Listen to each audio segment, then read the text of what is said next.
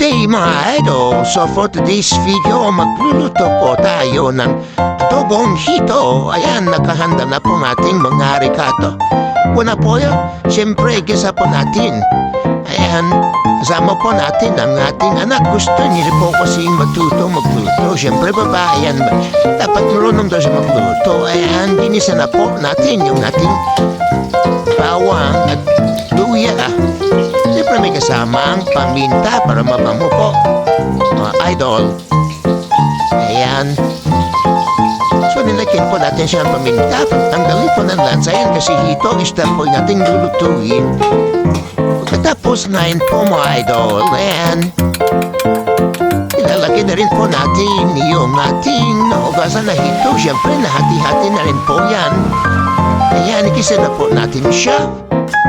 At siyempre, lagyan po natin siya ng suka, pantanggal din po ng lansayan at para hindi po siya para buo pa rin po siya. And para buo po pa rin po ang ista, mga idol. And then, lagyan din po natin, mga idol, ng soup ng toyo. Siyempre, huwag din kalimutan lagyan ng asin, pampalasa. Mga idol, yan, tsuka, toyo, asin, at syempre pampalasa rin po. Lagyan din po natin ang magic sarap o kaya pwede rin po betchin, mga idol. Pero dito po, lagyan po namin ng magic sarap kasi yan po yung available sa aming kusina.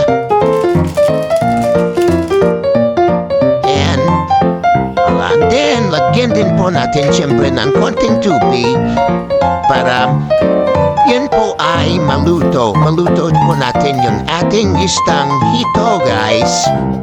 Ayan, takpan na rin po natin yan, mga idol. Din po natin siya na maluto. Ayan, kumukulo-kulo na rin po siya. At pwede na yan, mga idol. Thank you for watching.